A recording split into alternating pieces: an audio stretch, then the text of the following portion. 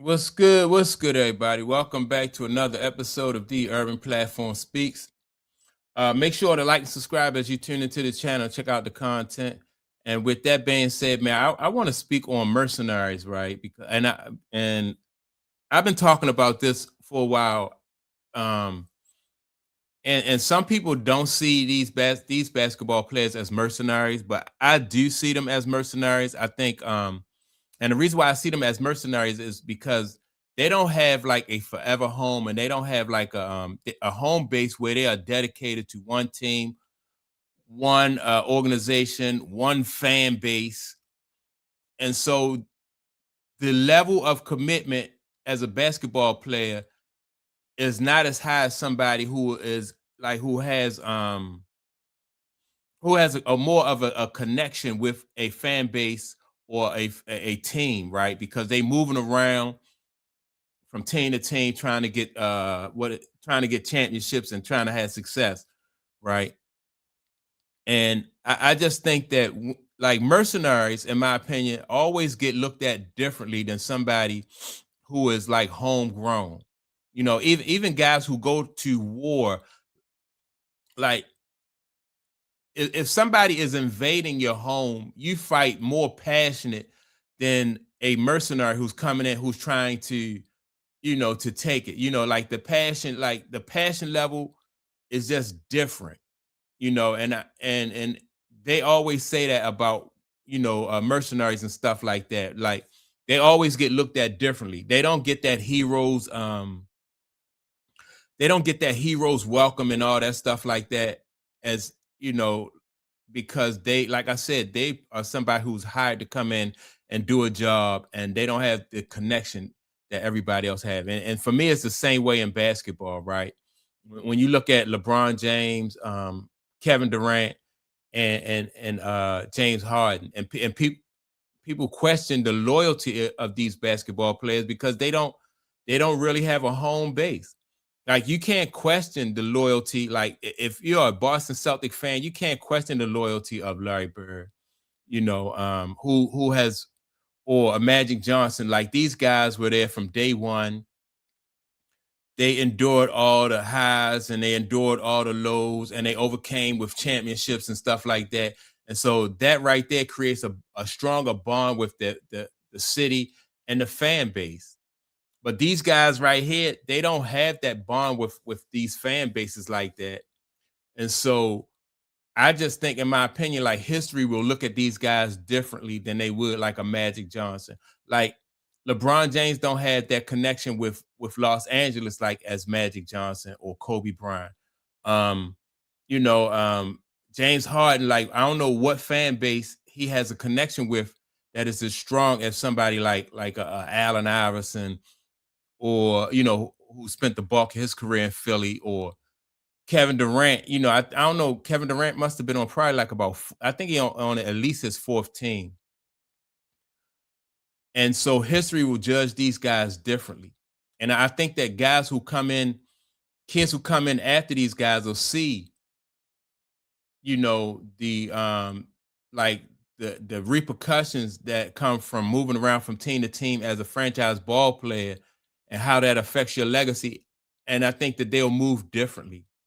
They'll be very cautious about moving from team to team as a franchise ball player, because if you put all that work in the NBA, you want to get, you want to be able to get your flowers and get the appreciation from the fan base. And the only way you could do that is to stick it out and grow that relationship with that particular fan base.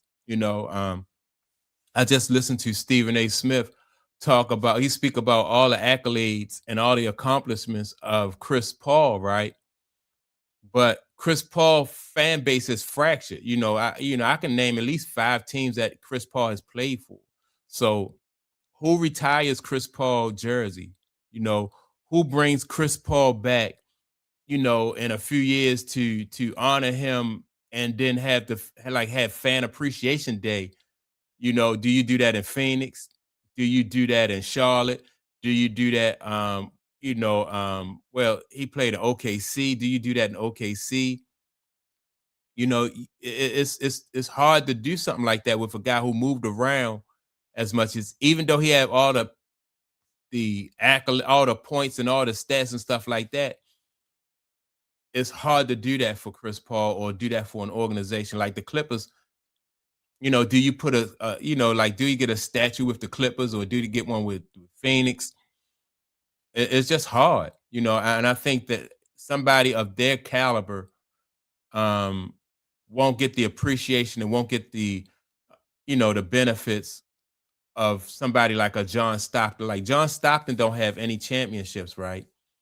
But the Utah fan base is loyal to him. The Utah Jazz fan and organization, they could bring John Stockton back for fan appreciation, and the team benefit from that, and John Stockton will benefit from that. But these guys who are mercenaries and move around from team to team, they won't get as much of that love and appreciation as somebody who just endeared themselves to one organization, one fan base, and just rode out all the highs and all the lows. And it's not even all about the championships.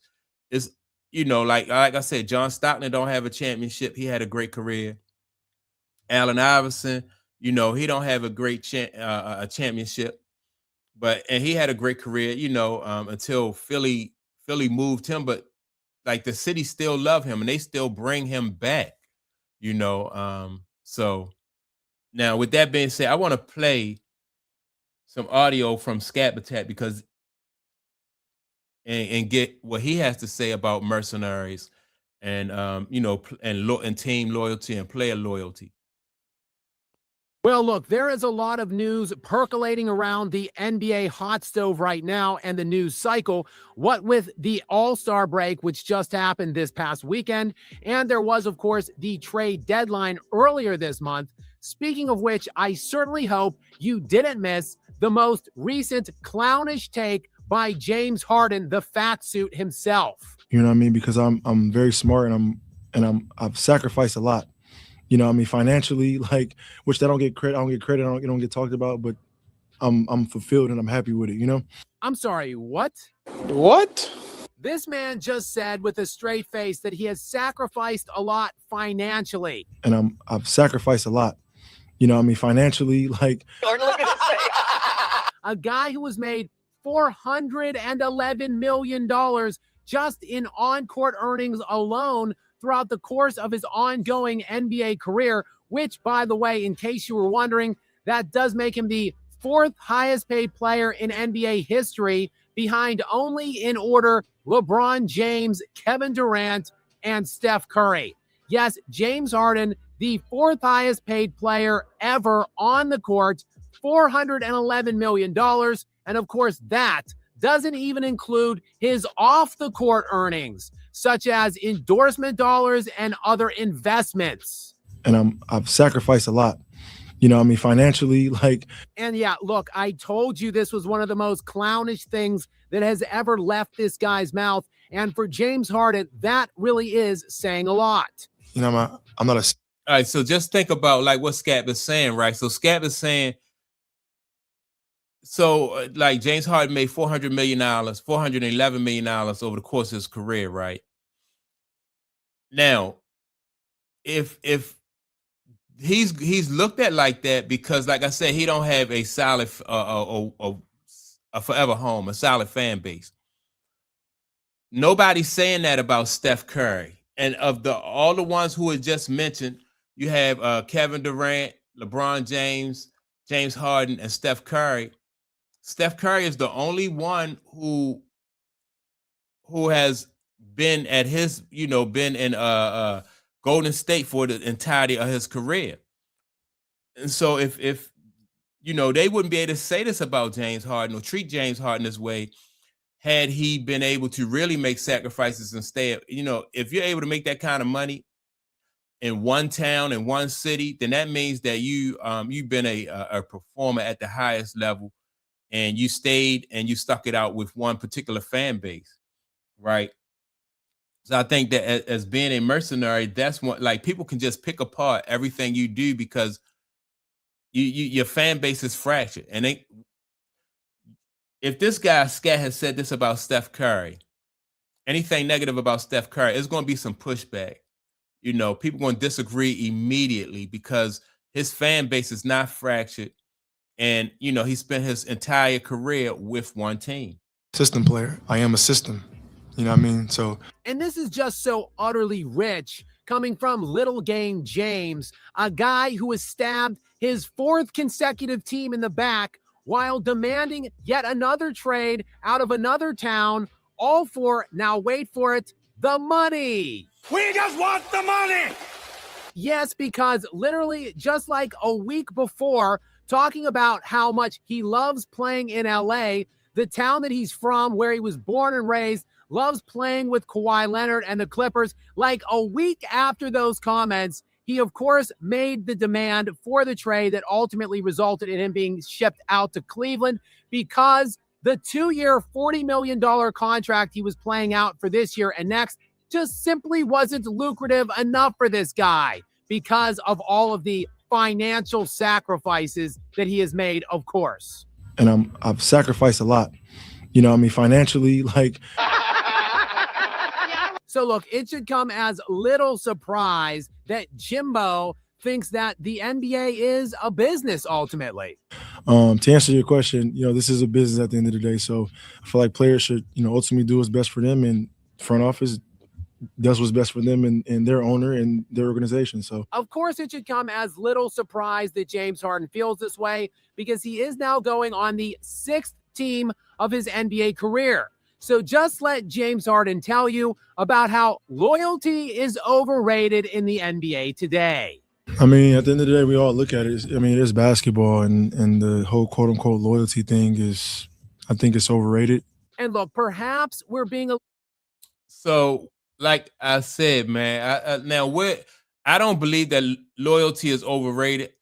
I also don't believe that like you should put yourself in a position where people can, exploit you or take advantage, right?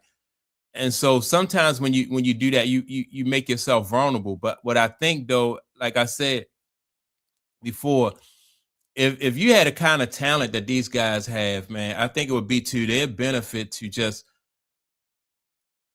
settle down in one team and build that fan base like throughout their career, build that relationship with the fans, man, and then they'll benefit. Like James Harden, no matter if he'd have stayed in OKC for his entire career and put up the same kind of numbers that he did moving around from team to team, man, they would love him in OKC. Same thing with Kevin Durant. Like the stats that he put up with moving around from team to team, basically starting over every few years with a new organization, like that fan base would love him there. He would have made the same amount of money, if not more. And then that really catapults, like after your career is over with in those cities, like your basketball career is over with, you still get to reap the rewards of what you did on the court. But once it's time for you to retire as a mercenary, and like mercenaries, like there's no loyalty there, right? And so what fan base, what organization, like Scaff said, this is his 6th NBA team. So which one of those 6 teams are going to bring him back for fan appreciation day, and where the fans are going to be excited? You played in Philly, you played in OKC, you played in Houston, you played now you're in Cleveland. You was with the Clippers, I think he was with Brooklyn also. So that's 6 teams right there, right? Like, who brings you back? Who gives you a statue? He could have had a statue in OKC. Kevin Durant could have had a statue in OKC. People debating now, they want to know, like, will Kevin Durant get a statue, and is he deserving of a statue in at Golden State with the Warriors?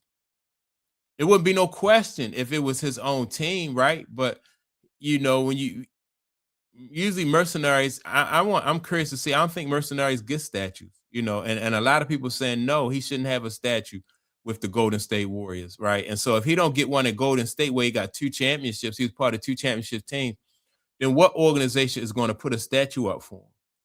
I don't think they are. Like LeBron James, I think he'll get a statue in Cleveland because that's his hometown. He won a championship there, and